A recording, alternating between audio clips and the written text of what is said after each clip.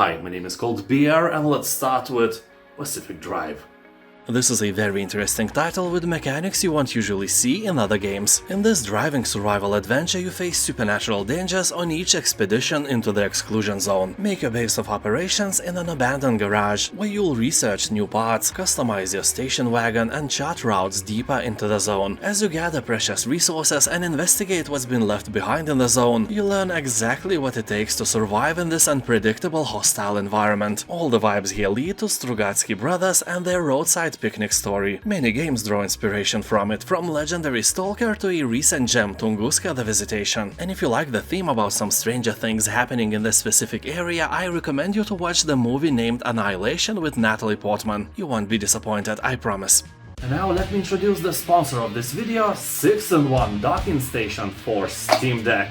I really can't imagine how I lived without it so far. With the help of the docking station, you can connect your deck to your TV and enjoy games on the big screen. Click on the link below and dive into this amazing experience right now. It has everything a true gamer like you or I may ever need. The connection is made with HDMI 2.0 port, and deck transfers all the visuals directly to the big screen. So if you don't feel like holding your deck today, you can just dock it and enjoy the games on your TV. The 6-in-1 docking station is called like that for a reason. You can connect your USB controller without any problems. It has 3 USB ports ready for you. For example, I connected my PlayStation 5 gamepad and it works like a charm. Like, seriously guys, if this Japanese thing works, everything else will as well. If you like multiplayer games, the docking station has you covered as well. Super fast connection port for Ethernet cable is ready to use. Just plug and play and you can enjoy speeds up to 33 times faster than Wi-Fi. Honestly, everything here is just plug and play. It's so easy and intuitive. Also, you can connect the docking station to the power outlet and it will feed your Steam Deck with energy so it will never run out of juice. Imagine yourself playing your favorite games on a big screen. Now you can, and there isn't an easier way to do that. Docking station supports even 4K displays and provides a clearer and smoother visual experience, allowing you to enjoy a feast for the eyes while gaming. The price is very affordable and it changes your game dramatically. So click on the link in the description or in the first pinned comment below and acquire this amazing accessory now. The Incredible Adventures of Van Helsing Final Cut. This is definitely one of the most known action RPGs out there. This version of the game is a collection of 3 standalone episodes told as one continuous story, with 6 playable classes and a new endgame mode with a huge variety of open missions. People on Steam are saying that this is a very addictive game. Not as addictive as potato salad, but there is a huge chance that you will have a lot of great time. Although it has some minor problems, lame targeting system and a bit shallow character builds. Also, you may encounter some bugs and glitches along the way as well. But anyway, this game is really entertaining and also huge. The campaign is offering over 50 hours of gameplay. Also, if you are in doubt, you can download a free demo version at first and try it out. Lightyear Frontier. Here you land on a beautiful, vibrant planet and have to find your mech. Yeah, here you and your machine are almost inseparable. All the building, walking around and exploring is being done by you controlling this huge, a bit sentient mech, who sometimes makes a funny comment or two. Reminds me of Riftbreaker. One of the coolest things here, I think, is visuals. I rarely see this kind of polish in these kinds of games, and this beauty can be immortalized by the game's photo mode. Yeah, some serious AAA games quite often get a full release version without photo mode available, and here you can take wonderful pictures of yourself whenever you want. So basically this is a crafting and building game, so you have to roam around with your mech and collect various resources, then convert those resources into some machines, buildings or anything you like. Although this game is not only about mech upgrading, crafting and building, the exploration part is here as well. Not as big as I would want it to be, but when I played it, I found some dungeons where I couldn't go with my mech, so I had to leave my machine in order to squeeze myself into tight places. That is a nice touch. If you like these crafting games, there is a huge chance that you will like this one as well. Outcast: Second Contact. This is the complete remake of the old-school title, which sparked the open-world action-adventure genre. He will take the role of elite soldier and explore the planet Adelpha with complete freedom. As you journey in this world where magic and science mix, you will discover exotic cities, face fierce enemies and attempt to learn the secrets of an advanced civilization. Very positive reviews and more than affordable price are the key factors why you should try this game, but keep in mind that everything, from the controls to UI and even fighting, is a bit different from other games you may have used to play gameplay. All in all, this is a remake of a game that is almost 25 years old by now. Senua's Saga: Hellblade 2. This is the sequel of the famous Hellblade: Senua's Sacrifice, where Senua returns to a journey of survival in Viking Iceland. As in the first part, here you will struggle to conquer the horrors of darkness by slaying puny enemies and by dealing with your own inner demons. The game has these almost photorealistic visuals, especially when you look at the faces. The expressions are amazing, every muscle moves as it should. You feel anger, pain, madness, and of course, hunger. For a good bowl of potato salad. I got you here, I know. So the story unravels in 10th century Iceland, which was recreated from real locations. So basically there is a tour somewhere in Iceland where you can visit all the spots, or if there isn't, that is a business opportunity, no doubt. Anyway, this is a psychological, horror-infused adventure with a deep and captivating story, stunning visuals and cinematics. Review score on Steam is close to 90%, so the sequel is definitely worth your attention. Rustler. As developers say, they took the inspiration for the Rustler from the Monty Python and first two GTA games and made a medieval game out of that. I can remember playing the first part of GTA for hours and skipping school because of it. Never regretted that. Anyway, the Rustler is a humorous approach to the medieval genre. You'll find stuff such as no parking zones for your horse and police horses that have flashing red and blue lights on them. Game is set in an open world and you play as the guy, whose parents apparently were too lazy to give him a proper name. You'll experience feudal justice, inquisition, witch hunting, and join the grand tournament. Meet incredibly stupid knights, complete a wide variety of twisted missions and quests, or ignore the plot and bring mayhem in the villages and cities. Choose to go on foot or buy a stolen horse, fight with a sword or pick fancy automatic crossbow. All that spiced up with a Monty Python inspired sense of humor, and you can burn down the whole village as well. Besiege.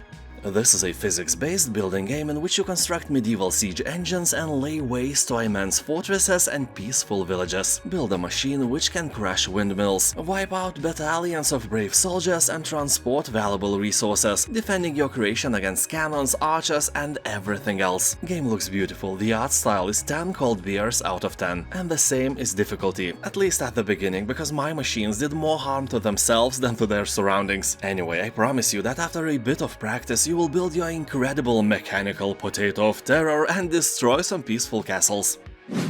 Stranded: Alien Dawn. This is a planet survival sim placing the fate of a small maroon group in your hands. You'll forge your story as you make vital decisions to protect your survivors from thirst, starvation, disease, extreme weather and so on. You will plant, grow, harvest and hunt down food, provide heat, light, devices for relaxation and more to keep survivors on top of their game, ready to face the next challenge. Stockpile useful resources and salvage material from fallen space debris. Also research technologies to expand your horizons. You will rise from basic camps to fortified bases, create a stronghold to defend the survivors from attacks by alien creatures. This deadly alien world is home for various scary monsters, although not as scary as your ex-mother-in-law. People are saying that the game will keep you intrigued for hours, and no two scenarios are ever the same. Coral Island. Here you will leave the big city life and business in Pokio Metropolis and start a new life on Coral Island. Sounds like a thing most of us would want in reality, until you realize that farms like that are smelly and filled with creepy crawlers everywhere you look. Nearby grocery store is 20 kilometers away and your toilet is clogged beyond repair until the Monday, because the plumber is drinking vodka and the only thing he can fix right now is his soberness. So let us enjoy games like that through the safety glass of our monitors, without all the smell and spiders. So here you'll create the idyllic farm of your dreams, where you will tend crops, nurture animals and build a bond with the natural world around you. You will revitalize the nearby town and its surrounding coral reefs, and forge relationships with a community of more than 70 fellow people who call Coral Island home. The game has very positive reviews on Steam and is probably one of the best things you can try if you like farming and life sim games. Songs of Conquest. This game is as close to Heroes of Might and Magic 3 as it can get, but it doesn't have town screens. Instead of that, you will build your town like in casual strategy games, on the ground on the world tier. That kinda kills the mood, but everything else is by the book. It is a truly honest clone made in pixel art style, although even if you like the art style, like I do, sometimes you want to zoom in so you could look at the creatures and their features, but then you realize that you just zoomed in on a bunch of colored squares, and you can't even tell where the head or a butt is anymore, so no zooming here. Adore the visuals from afar. And you have to admit, what a beautiful game this is. I seriously want to eat it, or at least put it as an ingredient into my potato salad. Music is also amazing, like a honey to our ears, and the campaign is wonderfully written. You really care about your heroes and the fate of this land. And when you finish everything, you can enjoy Map Editor and create more of this game for yourself, or just download tons of content created by way more talented people than you are. No offense, I do the same. Serious Sam 4. What if we make a shooter game but completely overpopulate it with enemies? Then we get Serious Sam games with never-ending action and unstoppable carnage everywhere you go. So in Serious Sam 4, the iconic cast of alien invaders returns with new reinforcements, and you will have to slay them all, and you will. The game also supports co-op mode, so you can play with 3 friends and enjoy the action together. Although that number of friends nowadays is a bit unrealistic. Most of us don't even have 3 imaginary friends, so this number is a bit fictional. Anyway, single player is awesome as well. The game has a very positive review score on Steam. Also, you can try all the Serious Sam games. Most of them have even better review scores and are loved more by players, but they are a bit outdated and someone else's nostalgia isn't making them better if you never play them. Void Train. People are saying that this surreal survival craft game is kind of similar to The Raft. That is never a bad thing, but keep in mind that you won't get a lot of action. Well, not as many as it may seem from the trailer or even from the screenshots posted on Steam. I watched Markiplier playing the game and it was a nice experience. The whole idea of collecting resources around you while moving on a train is nice, but one thing kinda bothered me. You always feel like you are in the dream. Everything is floating and, you know, anything can happen. And when something extraordinary actually happens, you are like, well, okay, I guess that's cool. But you are never actually amazed. I guess that's the price of making everything so elusive. Although I love the idea of the game, I would love to travel around in some post-apocalyptic landscape instead. I think there is some similar game with zombies somewhere, but it's in 2D and it's not the same for me. Anyway, Void Train demo is also here, and it's free for you to try. Moons of Madness.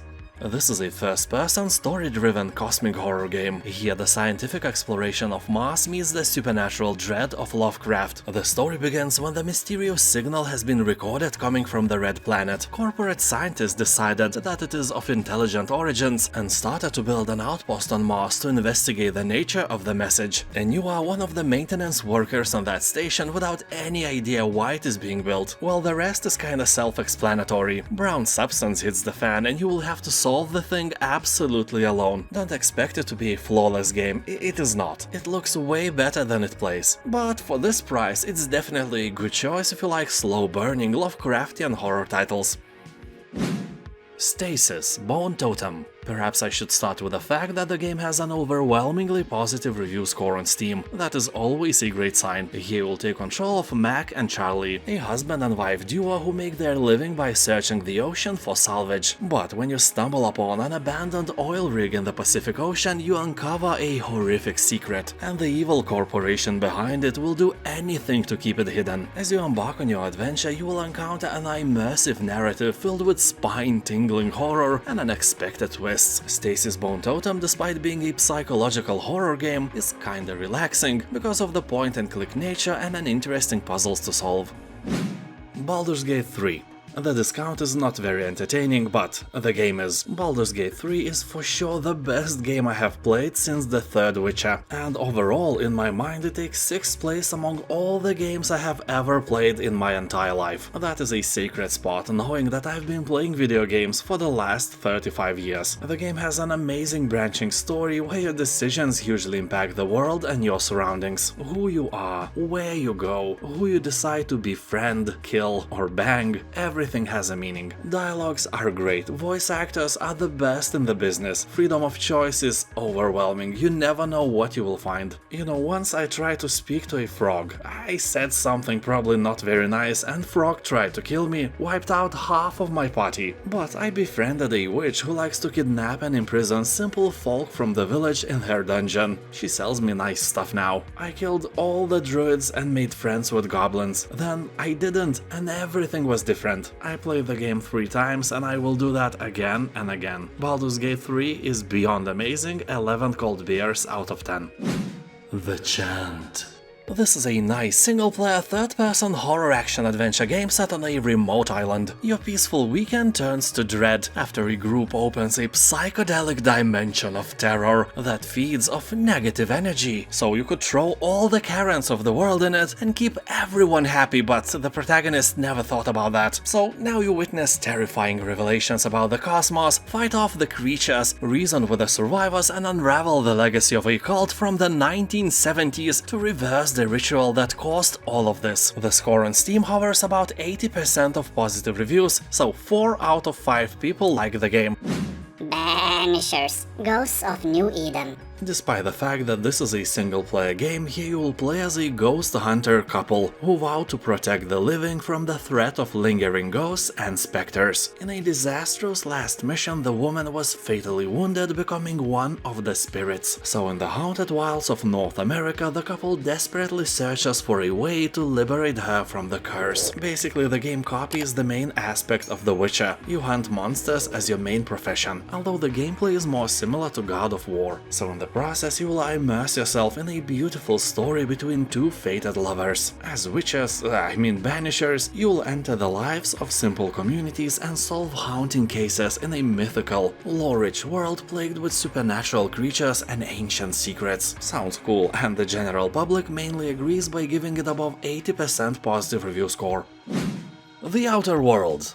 It is definitely one of the best RPG games I have played in recent years. It is funny, it has secrets, many guns and places to explore. It's not just Fallout in space, I had more fun playing The Outer Worlds than I had playing Fallout 4. Even if this is a bit smaller game, I can absolutely give it 9 cold beers out of 10 and recommend it to you without a doubt. But I have to mention that it has some cons as well, like unbalanced difficulty. You know, at first you die a lot, but later everything else dies in seconds, even the strongest monsters. Then you may think, Hey, I will switch from hard to the hardest difficulty. but you can't. You have to play the whole game on this hardest difficulty without switching it off, because developers decided to add some stupid achievements most of the players don't even care about. So you will feel overpowered all the time and you can't do anything about that. That's why I didn't buy and didn't play the last DLC. I already feel like a combat god, everything just dies when I blink.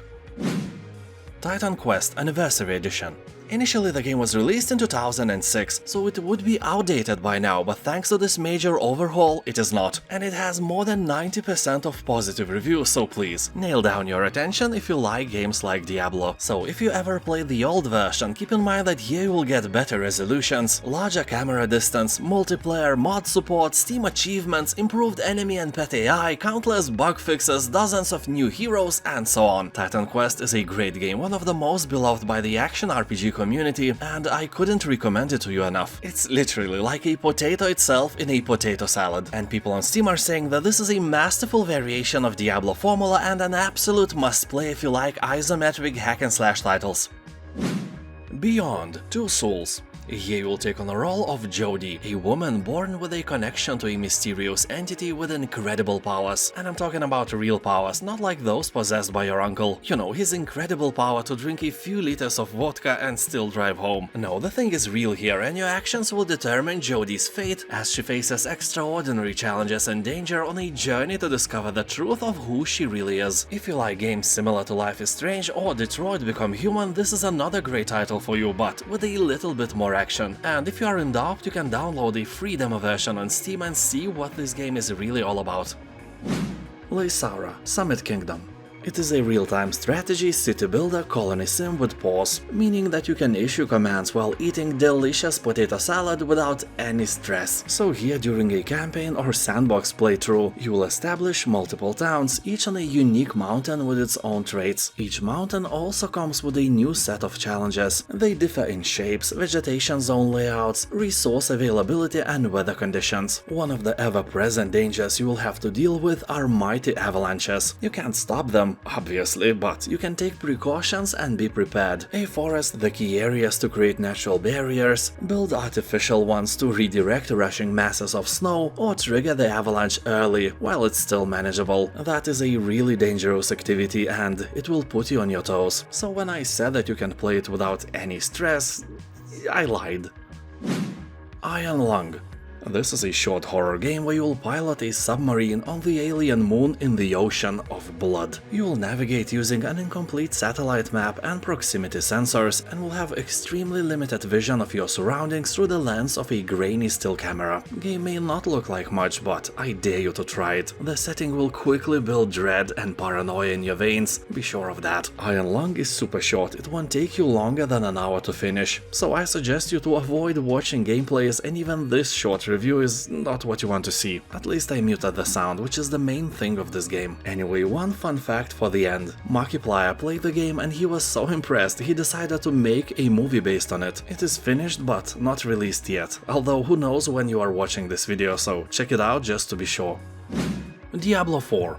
I played the single-player campaign of Diablo 4 and I liked it. The game has really nice graphics, cool monsters and some incredibly creepy dungeons. Also, it's worth to play this game for the cinematics alone. They are done in this incredibly detailed Blizzard style and never disappointed me in any of their games, this one included. So here you can choose one of 5 classes and build your hero with skills, abilities and cosmetics, creating a champion that is uniquely your own. You can also buy additional cosmetics with real money if you are rich, but don't do that, don't encourage this behavior. Anyway, the coolest thing is, of course, your skills and the myriad of ways to kill your adversaries. The special effects are really awesome and I like the battles very much. One thing that I didn't like was level scaling. When you level up, so do your enemies. When you grow stronger, your enemies grow stronger as well. And that, in my opinion, defies the whole idea of leveling up. What is the point if I am level 8 or if I am level 48? If I kill demons at the same pace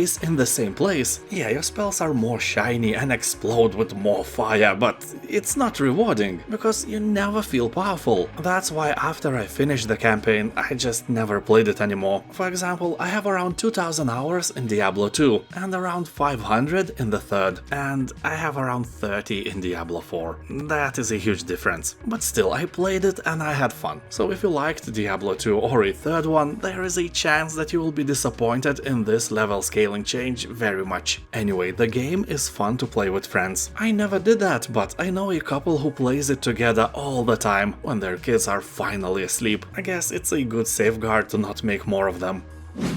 Zoria: Age of Shattering. I played the alpha version of Zoria a few years ago and I was really impressed by this indie game. It's not perfect, but I can honestly say that I had tons of fun. So when the full version was released, I played it for my own pleasure again, and the feeling was the same. I was entertained. The game feels like a mix of third Warcraft's graphics and turn-based RNG heavy playstyle. While only the combat is turn-based, you can explore the world in real time. Also here you will have your base. You can make regular updates to it by unlocking new wings to the buildings, and by doing so you will be rewarded with either resources, quests or items. Also in your outpost you can plan and assign tasks for your companions. For example, send selected party members on a mission in which you won't participate, but will receive what they find along the way. These missions can end badly as well, although the main thing of Zoria is actual combat, and as I've mentioned before, this game is fun. Just keep in mind that it is made by 3 people and not by hundreds like the third Baldur's Gate, so take my praise with a grain of salt. Ixion. Propelled onwards through a perilous journey, you are the administrator of the mighty space station, charged with finding a new home for humanity. Keeping the station sound and flying will require a firm hand and strategic thinking. You are constantly pulled between maintaining hull integrity, bringing in new resources, and managing power consumption. What choices will you make when confronted with impending disaster? What will you discover out there in the dark? Probably nothing good. We all know that Borg is somewhere out there. SnowRunner. Well, this is officially a realistic driving game about getting from point A to point B while transporting various cargo. But I would rather call it a Souls-like roguelite puzzle game. Of course, not in the real terms, but rather metaphorically, because the game is insanely hard and you will be doing the same task again and again. Basically, here you have to drive a heavy load truck to the appointed destination. But the trick here is that the road is not what you normally expect. You will have to deal with snow and mud, ice, rivers, fallen trees, and so on. And if you get stuck for real, that's kinda it, you will have to try again. And of course, avoid mistakes of the past, which you can't in real life. You know, all the mistakes you made in your life led you to this very moment where you watch my video. Yeah, well, honestly, if you would have done something differently, you could have ended up in a lava lake instead, or in the belly of a shark. So maybe your decisions were not that bad. Pat yourself on the shoulder. The Entropy Center. Here, an extinction-level event has set the world on fire. You appear to be the last remaining person alive, so you could just move into rich people's houses or a bunker with fancy pools and golden spoons, but instead you are like, no, I'm going to the Entropy Center where mankind's only hope lies at its very core. So as you can see, this is a puzzle game, but it is so innovative and well narrated that it has above 90% of positive reviews. People on Steam are saying that the scenario of the game could be easily remade into a sci-fi movie. It's that good. And if you are not good with puzzle games, don't worry, the difficulty is quite friendly, although it will take time to get used to time rewinding logic. Sunset Overdrive. Here the Sunset City is under siege. A contaminated energy drink somehow has transformed most of the population into toxic mutants. For many it's the end of the world, but for you it's a dream come true. Your old boss? Dead? Your boring job? Gone? Yeah, sounds like a wet dream of every office worker, although my advice would be to search for not boring job with a nice boss. I know, it's easier to tame a unicorn than that. Hell, what I'm talking about, it's easier to find a League of Legends match with non-toxic randoms. Anyway, here you will transform the open world around you into your tactical playground by grinding, vaulting and wall running across the city while using devastating, unconventional arsenal. The game presents itself as an open world with no rules. Run along walls, leap off buildings and grind power lines and rails to destroy your foes from every angle. Review score is around 90%, so if you like what you see, you know what to do. The Last of Us Part 1. This is a legendary game that is more like a movie than an actual game, although you won't be left without some shooting and hack-and-slash action as well. So here in a ravaged civilization where infected humans and crazy criminals run rampant, Joel, which is you, is hired to smuggle 14-year-old Ellie out of a military quarantine zone. Ellie that doesn't look like she's from another planet, if you know what I mean. However, what starts as a small job soon transforms into a brutal cross-country journey where you will have to save yourself and Ellie from perils of this world. If you saw the TV series, it's basically the same. Well, maybe some hardened fans would disagree, but I played the game some 11 years ago and then I saw the TV show and it was identical for me. Nevertheless, if you somehow skip the game and the show, you have a perfect chance to experience a really cool story. Yeah, a story about a child smuggler. Yeah. The Eternal Cylinder. You know how we are always whining about all the games being the same? All the games copy other games and then some copies become even more popular than the originals and then everyone is copying the copies until the cycle repeats itself. Yeah, that's not the case with the Eternal Cylinder. I doubt that I have seen anything like this. The game is obviously inspired by some crazy artist or made by one, so here you'll control this cute creature and wander around with various tasks. But the true meaning of this game lies in its name, an enormous rolling cylinder is approaching, and you, along with everything around, are its pizza dough. It is a mobile megastructure of unknown origin. It has destroyed and absorbed countless civilizations over the billions of years of its existence, and will do the same to you and your land. It can be delayed, but it has never been truly stopped. Well, maybe bigger being can stop it. What do you mean by bigger being? I'm talking about your mama. Oh, shut up. So I guess if you fail, everyone will die. Game has very positive reviews and it's really underrated. Also, the soundtrack is free to download. That is not what you see every day in this greedy world, that's for sure. The Planet Crafter. The adventure here starts literally the same as in Subnautica and many other alien planet exploration games. You are falling from space in a tiny capsule that will be your only home and link to humanity. So you manage to land with all your body parts intact and may start exploring unfriendly nature around you. Well, alright, I ain't gonna lie, in the Planet Crafter you ain't gonna find any hostile enemies. It's a very relaxing game where you don't have to worry about creating new weapons to defend yourself from large alien monsters, nothing like that. Here you have to gather minerals and resources to survive, and craft all the tools you'll need in order to fulfill your mission, which is to terraform this planet and make it habitable for humans. And half of humanity has boobs, so just saying, a noble goal. Also keep in mind that this is not just a crafting game. You will explore old crashed ships and ruins and discover a planet full of mystery. If interested, keep in mind that you can play the demo version on Steam for free. Hell Let Loose.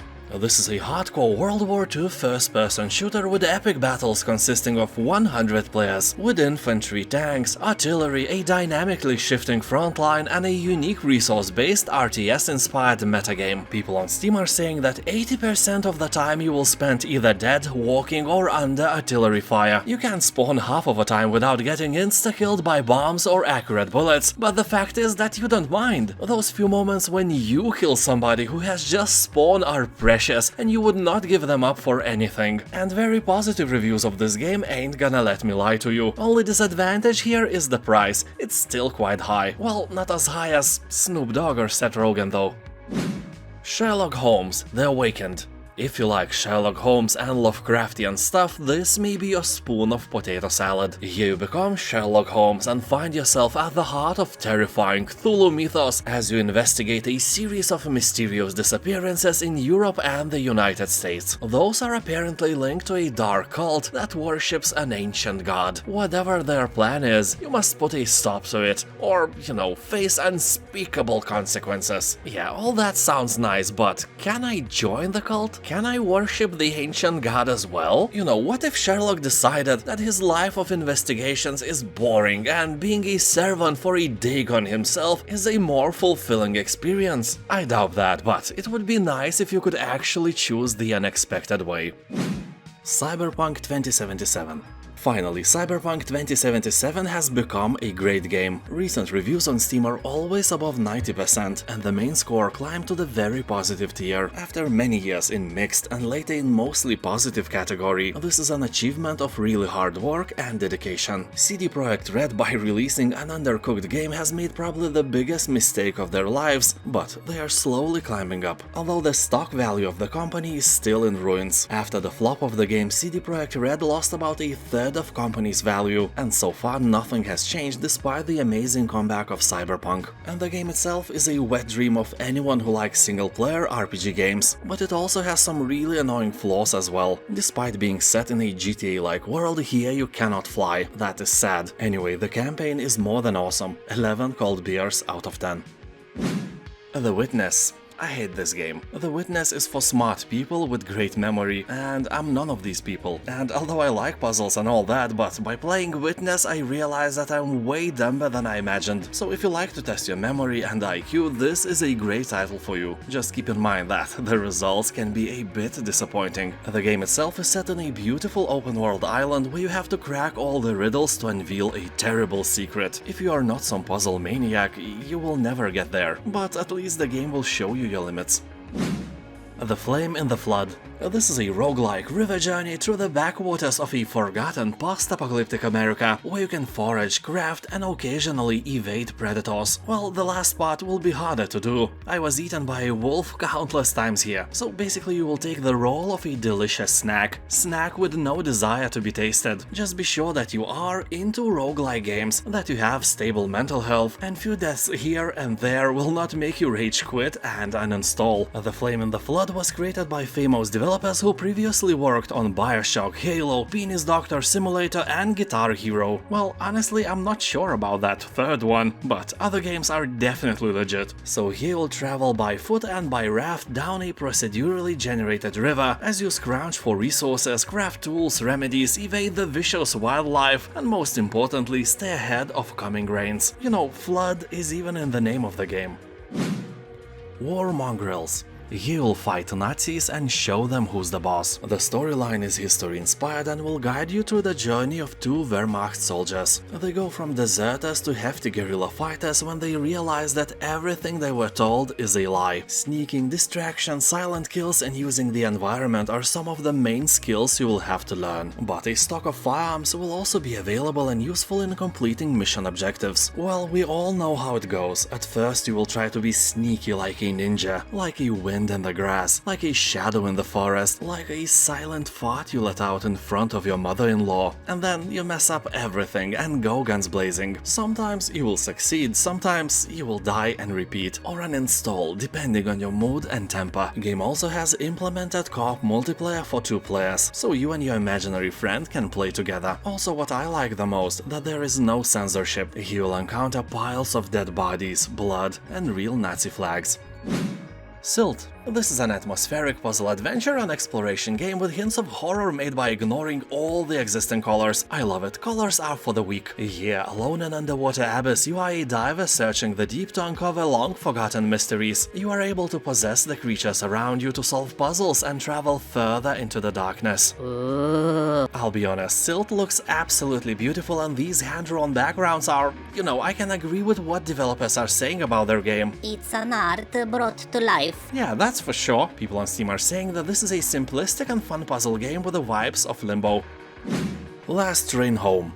Here you will embark on a desperate mission through the depths of a wasteland ravaged by war. Your goal is to guide Czechoslovak soldiers back to home on board an armored train. But the path ahead is fraught with peril. Caught in the middle of a brutal civil war between Russia's red and white armies, your unit must remain in fighting shape, managing what little resources you have and maintaining morale at all costs. Venture through the bleak and unforgiving landscape of Siberia, where the freezing cold and the merciless environment will push you to your very limit. Resources are scarce and your crew is exhausted, but you must never give up. All my life I rode made in Czechoslovakia trolleybuses in Vilnius. Some of them are still riding in the streets. They are like 50 years old and they still run. So one thing I'm completely sure about these guys, everything that's made in Czechoslovakia is unbreakable, except the country itself. What an irony. Bulwark Evolution, Falconeer Chronicles. Here you'll create your own fortified settlements within the haunting and eye-catching landscapes. The core gameplay is focused on wildly building across the rocky cliffs and crags of the world. Light resource management and story elements bring your creation to life, while giving a voice to its inhabitants and allowing you to expand it with exotic new build options. Also, it's not just a simple city builder. The threat is real and the battles will be glorious here. Don't ask why, just look, you will be fighting dragons with airships. How cool is that? The game itself is a spin-off of The Falconeer, a beautiful air combat game created by a solo developer, and this city builder is definitely worthy of your attention. Darkwood.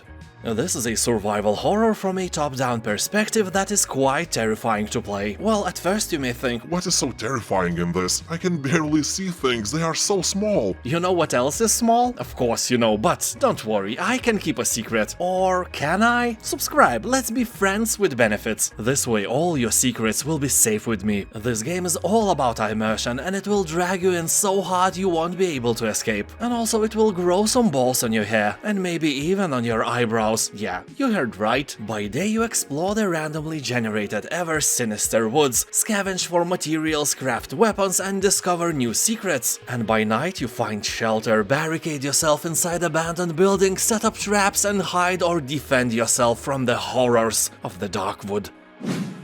Unbound Worlds Apart. This is a challenging, atmospheric and hand-drawn puzzle platformer set in a universe where all worlds are connected by portals. You control a gifted young mage who has the power to open portals and control the unique properties of each world, such as inverse gravity, time manipulation, super strength and more. Using these skills you must journey across dangerous worlds, each brimming with secrets and unique challenges. You must use every skill to defeat a ruthless evil that is tearing reality apart, while learning the shocking truth beyond your world's collapse. Spoilers, it was a lack of potato salad. I'm kidding, of course. Or am I? Curse of the Dead Gods. This game is obviously oriented for the fans of Hades, or as one commentator on Steam said, Curse of the Dead Gods plays as Hades and looks like Darkest Dungeon. Honestly, it's a fair comparison. So in this game you will seek untold riches, eternal life and divine powers. It will lead you to this accursed temple, a seemingly infinite labyrinth of bottomless pits, deadly traps and monsters. Well, the rest is self-explanatory. The game also introduces a cool mechanic of unique curses. They influence each attempt, putting a twist on every action. Although keep one thing in mind, you will have to parry a lot and that Souls-like mechanic sometimes is very annoying. Otherwise, it's a great game. 86% of reviews on Steam are positive.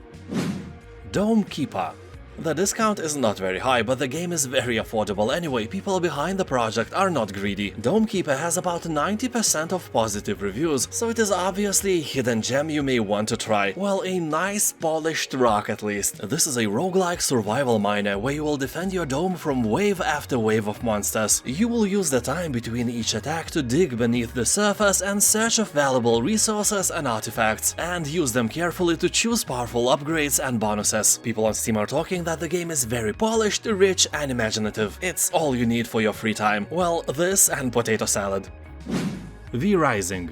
In this survival action RPG, you will awaken as a weakened vampire after centuries of slumber. You will hunt for blood in nearby settlements to regain your strength, while hiding from the scorching sun and aggressive garlic loaves. You will also have to rebuild your castle from ruins, and convert humans into your loyal servants in a quest to raise your vampire empire. People on Steam are saying that the combat here is largely dependent on skill and not on RNG, which is undoubtedly one of the best features of this game. Also, the co-op part of V Rising is made very well, so if you have a friend, you have my all recommendations to play this game together. And I literally mean together, not against each other, because the PvP part of the game is pretty boring, well, for now. And now thank you for watching, have a nice day and I'll see you next time. Bye.